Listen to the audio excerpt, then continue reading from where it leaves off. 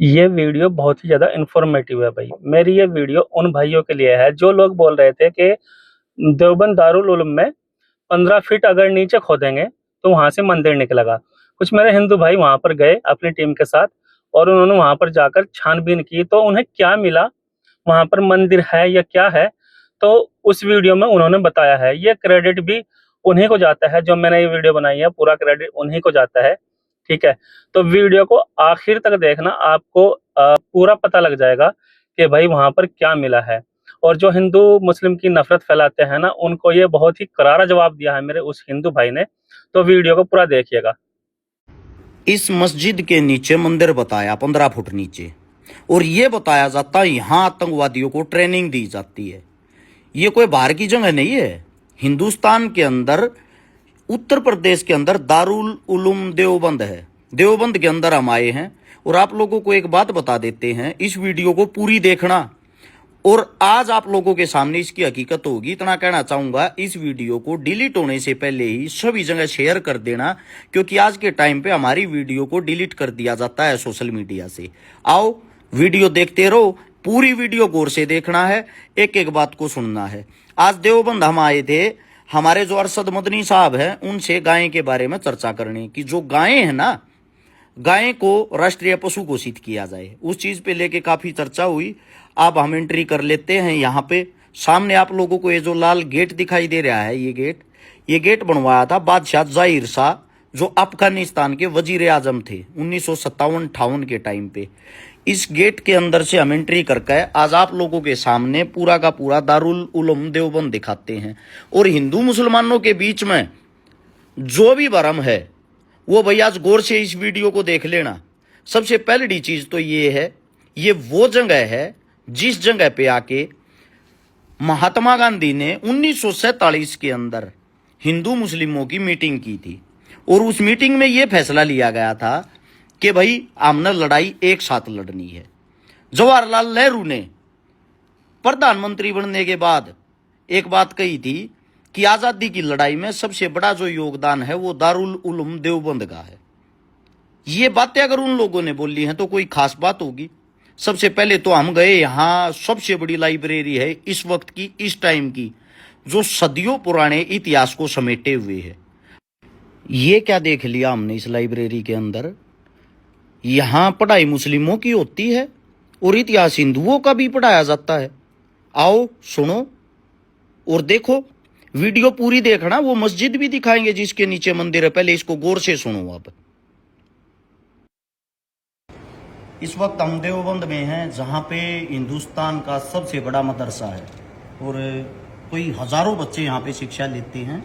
और मदरसे के अंदर हम आते हैं तो काफ़ी है ना, कुछ मतलब कि वहम फैलाया जाता है कि यहाँ पे आके खाली जो मुस्लिम होते हैं उन्हीं के बारे में आप लोगों को शिक्षा मिलती है या शिक्षा दी जाती है। मदरसे के अंदर मेरे साथ में मेरे मुस्लिम साथी हैं। शुभ नाम अपना?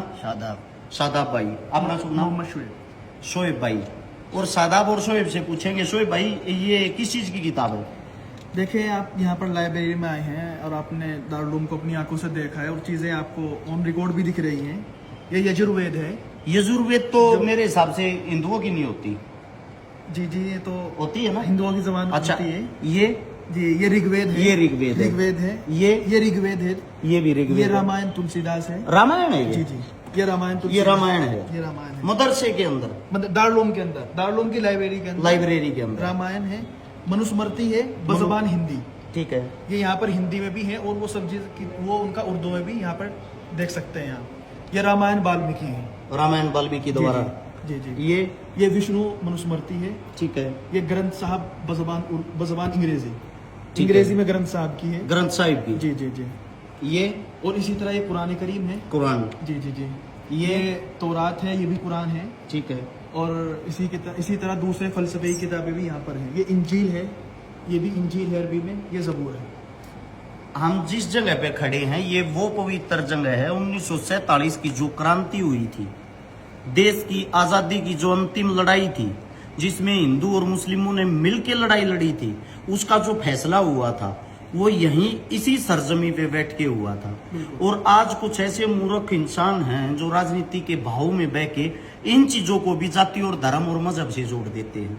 मैं आप लोगों को एक बात बताता हूँ, आप अल्लाह के घर जाओ या मंदिर में जाओ या गुरुद्वारे में जाओ, शिक्षा आपको कहीं ये नहीं मिलेगी तोड़ने वाली, शिक्षा मिलेगी आपको जोड़ने वाली। लेकिन कुछ मूर्ख इंसान होते हैं, वो हर धर्म हर जाति के अंदर मिलते हैं, जो जानबूझ के कुछ गंद फैलाते हैं, इन चीजों को तोड़ मरोड़ के पेश करके दिखाते हैं। जैसे कि अब ये बोल देंगे ये ग्रंथ है, ये रामायण है, तो ये इस भाषा में क्यों लिखी हुई है? उसका कारण है क्योंकि हमारे साथ में जो मुस्लिम साथी खड़े हैं वो इसको आसानी से इस भाषा में पढ़ सकते हैं। अब वो ग्रहण इन सब के ज्ञान को करते हैं, टोटली बातों के अंदर सेम ज्ञान है, फर्क थोड़ा सा शब्दों का होता है, थोड़ा सा समझने का होता है। तो आप लोगों से भाई क्या कहना चाहते हो? शिकारा साहब, जिस तरह से आप काम कर रहे हैं, सबसे पहले तो आपको मुबारकबाद। आप यहाँ पर आए, वक्त निकाल कर आए और आप एक चीज़ों को बहुत डीपली आप चीज़ों को देख रहे हैं। एक मैं आप ही से सवाल करता हूँ काउंटर क्वेश्चन के, जिस तरह से एक ब्लेम दारुल को स्पेशली इस दौर में दिया जाता है कि यहाँ पर आतंकवाद की तालीम दी जाती है और लोगों से न जाने किस किस तरह से वेपन का भी बताया जाता है कि यहाँ पर रखे जाते हैं और वो फुला चीज़ें सब चीज़ें हैं। तो आप देख रहे हैं, आप मुझे जरा सा बता दीजिएगा घूमने के बाद आपको कोई इस तरह की चीज नजर आए तो। मैं आप लोगों के साथ प्यार प्रेम से जो रहता हूँ ना, मैं तो हिंदू परिवार के अंदर जन्म ले रखा, मेरे कोई मुस्लिम नाम मिला हुआ, मेरे कोई हर्षुद्दीन कहते हैं, जब मेरे कोई दिक्कत आपत्ति नहीं है। बिल्कुल, आप यहाँ पर हैं, अभी घूम रहे हैं, आप इकले जा करके दारुल उलूम के किसी भी एक कैंपस में किसी भी एक क्लास को आप देखकर आप जा सकते हैं, कोई आपको परमिशन लेने की जरूरत नहीं। मैं पूरे मुस्लिम परिवार के बीच में, दारुल उलूम के बीच में अकेला घूम रहा हूँ। मेरे साथ में सिर्फ और सिर्फ 3 से 4 हिंदू हैं। टोटली यहाँ की जो आवाम है, जनता है, मुस्लिम है। और मेरे से कोई ये भी नहीं पूछ रहा भैया आप यहाँ कैसे घुस गए, ये तो मुस्लिमों के लिए है, आप यहाँ किस लिए आए हो। यहाँ पे जो प्यार प्रेम मिल रहा है, यहाँ पे जो सादगी है, यहाँ पे आज भी 1947 से पहले का जो भारत है वो देखने लायक, आप लोगों को देखना चाहिए, देखने से ही सीखते हो, सुनी सुनाई बातों से नहीं, कानों के कच्चे मत बनो। राजनीतिक आदमी कोई भी हो, उसको सिर्फ और सिर्फ वोट से जोड़ के राजनीति करनी है, वो आपको उसी नजर से देखेगा, उसी नजर से दिखाएगा। हाथ जोड़ के विनती है, आप देवबंद आए और यहाँ पे आके घूमे, यहाँ पे आके देखें, मैं गारंटी देता हूँ आप देवबंद के दीवाने हो जाओगे। धन्यवाद आप सबका। और इतना कहना चाहूंगा, एक बार लाइब्रेरी और दिखाना, मेरे हिसाब से हिंदुस्तान के अंदर ऐसी लाइब्रेरी कहीं मिलेगी नहीं आप लोगों को, पूरी वहां से लंबी दिखाना भाई।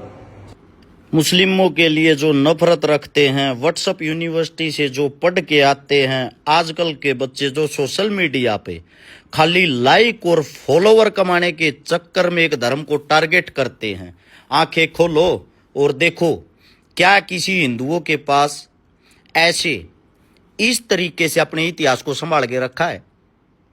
गौर से देखो, सदियों पुराना इतिहास आज भी इनके पास रखा हुआ है। पंखे भी वही पुराने हैं, उसी टाइम अंग्रेजों के टाइम के।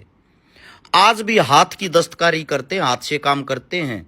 अगर गौर से देखोगे, जितनी भी लाइब्रेरी है, इसके अंदर जितने भी इंसान बैठ के जो कार्य कर रहे हैं इस टाइम पे, वो कार्य करने वाले इंसान आज भी लैपटॉप से पहले अपने हाथ से मोहर मारते हैं, हाथ से काम करते हैं, अपने पूरे के पूरे इतिहास को समेटे हुए हैं ये इंसान। और संपूर्ण जो भी जहां से इंसान आता है उसकी इज्जत करते हैं, उसका सम्मान करते हैं। इसीलिए मैं कहता हूं, आप किसी से नफरत तो करते हो, नफरत करने से पहले नजदीक से जाके उसके कल्चर को तो जानो, या सीधा वैसे ही किसी से सुन लिया और गालियां देना शुरू कर दिया। किसी के धर्म को आप बदनाम तो कर देते हो, टारगेट तो कर देते हो, उस धर्म के बारे में थोड़ा बहुत तो आप लोगों को पता होना चाहिए। आइए अब आप लोगों को उस मस्जिद तक ही लेके चलते हैं जिस मस्जिद के आजकल चर्चे चल रहे हैं, क्योंकि वो दिखानी आप लोगों के लिए बहुत ही ज्यादा जरूरी है ताकि आप गुमराह ना हो।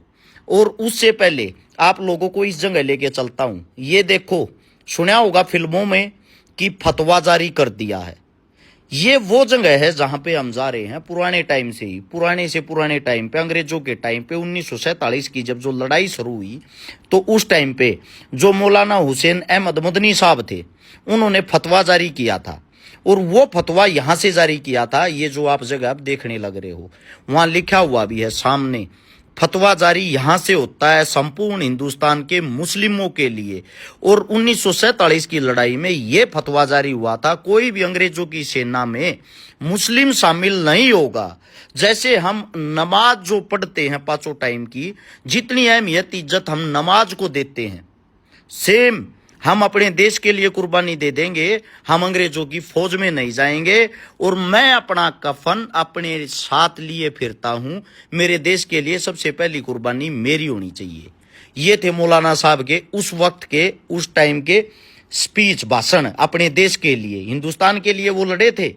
दूसरी चीज ये है, अब हम जिस तरीके से बाहर निकल के जो जा रहे हैं, हम जा रहे हैं उसी मस्जिद की तरफ, जिस मस्जिद के बारे में दुनिया भर के बच्चे आजकल वीडियो बनाते हैं। पॉपुलरिटी के चक्कर में कोई भी आदमी किसी भी लड़कियों जैसा नाम रख के, और जो सरेआम मावारा तत्व होते हैं, वो एक समाज को टारगेट करने के लिए बार बार गालियों का प्रयोग करते हैं।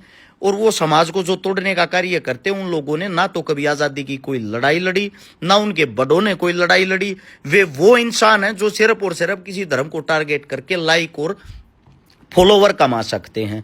अब हम पूछ गए हैं उसी मस्जिद के अंदर, जो मस्जिद आप लोगों के सामने दिखाई दे रही है। सबसे पहली चीज तो आप ये देखो कि इन लोगों ने अपनी चीजों से कितना प्यार है, कितने अच्छे तरीके से मुस्लिम जो कल्चर है ये अपने आप को समेट के रखते हैं। ये एक आवाज में इकट्ठे हो जाते हैं। इनसे हमें सीखना चाहिए, इनसे हमें सीख लेनी चाहिए। आप लोग आज भी जातियों में बटे हुए, आप लोग आज भी एक दूसरे को टारगेट करते हो, आप लोग आज भी एक दूसरे को देख के चिढ़ते हो, घिन करते हो। लेकिन मुस्लिम जो कल्चर है, मुस्लिम जो इंसान है, वो एक दूसरे से कितना प्रेम करते हैं। भले ही वो एक दूसरे से फर्क मानते हो, लेकिन आपको महसूस नहीं होने देंगे। ये वो मस्जिद है जिसके नीचे मंदिर बताया जा रहा है। इस मस्जिद के बारे में थोड़ा सा मैं आप लोगों को बता भी देता हूं, ताकि आप लोगों को पता लग जाए। क्योंकि मस्जिद के आजकल चर्चे हैं, तो मस्जिद कोई ज्यादा पुरानी है नहीं। ये ना ये किसी औरंगजेब ने बनाई, ना ये किसी अकबर ने बनाई, ना ये किसी बाबर ने बनाई। ये मस्जिद, इसका कार्य 14 अप्रैल 1986 से शुरू हुआ था और इसको बनने में पूरी तरीके से 20 साल लगे। यानी कि मस्जिद 2006 के आसपास बनकर पूरे रूप से तैयार हुई है। ये मंदिर मस्जिद के अंदर का ढांचा है। अब सोचने का विषय ये है, जब ये 2006 में ही बनी तो इसका मतलब ये तो 20 साल पुरानी ही हुई। अब ये 20 साल पुरानी जो मस्जिद है, इस 20 साल पुरानी मस्जिद के अंदर भी आप लोग कैसे ये बोल देते हो कि ये किसी मंदिर को तोड़ के बनी हुई होगी, है? यानी कि कुछ भी आप लोगों को बस अलूल जलूल फैला के ये जो भाईचारा है इसको तोड़ना है। ये देखो, मेरे चारों तरफ से मुस्लिम होंगे, मैं इकलौता इनके बीच में होऊंगा। मेरे को कितना प्रेम दे रहे हैं, कितना प्यार दे रहे हैं। अगर एक मुस्लिम टोपी लगा के किसी मंदिर में घुस जाए ना, उसी खबर को बड़ी बना के और उसका इतना अपमान कर दोगे, इतना अपमान कर दोगे जिसकी कोई हद नहीं। और फिर बोलते हो कि हर्ष मंदिरों के खिलाफ बोलता है। मैं मंदिरों के खिलाफ नहीं हूं, मैं अपने कल्चर से प्यार करता हूं। लेकिन वहां वीवीआईपी जो लाइनें लगती हैं, 1100-2100 जो रुपए लेते हैं, यहां वो कल्चर नहीं है। यहां भिखारी हो या राजा, सब एक ही साथ बैठ के नमाज अदा करते हैं। यही हमने इनसे एकता सीखनी चाहिए। भिखारी हो या राजा, जिसके सीधे डायरेक्ट मंदिर के अंदर दर्शन हो। अब हम नीचे चल रहे, इसके 15 फीट नीचे बताते हैं कि इसके 15 फीट नीचे पहले मंदिर था। अब हम यहां से नीचे की तरफ एंट्री कर रहे हैं और हम नीचे गए तो नीचे क्या, बेसमेंट में पहुंच गए। 20 फुट नीचे तो बेसमेंट है। मंदिर 15 फुट नीचे बता रहे थे, 20 फीट नीचे तो यहां पे कार्य करने वाले, जो इसके अंदर कार्य करते हैं, साफ सफाई करते हैं, वो इंसान रहते हैं। और इसकी जो नींव है वो लगभग 20 फीट और नीचे से उठ के आई है। यानी कि 40 फुट नीचे तक तो कोई मंदिर ही नहीं है। ये उसका प्रमाण, उसका सबूत आप लोगों की आंखों के सामने है। दूसरी चीज ये है, चलो मान लिया आप लोगों को यहां मस्जिद बनने से पहले मंदिर था, लेकिन उस मंदिर से पहले भी तो कुछ ना कुछ होगा। क्योंकि सबसे बड़ी चीज ये है, अगर मस्जिद खोदोगे, चलो मान लिया मंदिर निकल आया, मंदिर को खोदोगे तो उसके नीचे जो जमीन निकल के आएगी, वो जमीन असलियत में किसान की है, उसका मालिक किसान है। यानी कि खाली जो जमीन रही है इस सृष्टि पे, इस धरती पे, उस खाली जमीन के ऊपर ही इंसानों ने कुछ ना कुछ बनाया है। अब कुछ ना कुछ वहां बनाया है, तो ऐसे ही मस्जिद बन गई, कहीं मंदिर बन गया, कहीं मकान बन गए। यानी कि ये सारी बातें बेबुनियाद है, झूठी हैं। और मैं हिंदू होने के नाते भी एक बात कहता हूं भाई, मेरे मुस्लिम साथियों पे, भाइयों पे अगर कोई आवाज उठाएगा, उंगली उठाएगा, मैं इनके साथ खड़ा हूं। इसलिए खड़ा हूं, मेरी गाय को राष्ट्रीय पशु बनाने के लिए सबसे पहले मुस्लिमों ने आवाज उठाई है। दूसरी बात, जो कहते हैं आतंकवादी तैयार किए जाते हैं, हमने ना तो यहां कोई बम, तोप, गोला, बारूद, असला तो छोड़ो, एक कुत्ते को मारने के लिए हमें नहीं यहाँ पे डंडा भी मिला। घर बैठ के झूठ फैलाने वालों, ये है देवबंद की हकीकत। और जल्दी ही हजारों छात्रों के बीच में जो घर गए हुए हैं, फिलहाल छुट्टी है, मुस्लिम छात्रों के बीच में यहीं से वीडियो बनाऊंगा, उनका प्यार प्रेम आप लोगों को दिखाऊंगा। और एक बात ध्यान रहे, मंदिर भी मेरा है, मस्जिद भी मेरा है, अल्लाह भी मेरा है, ईश्वर भी मेरा है।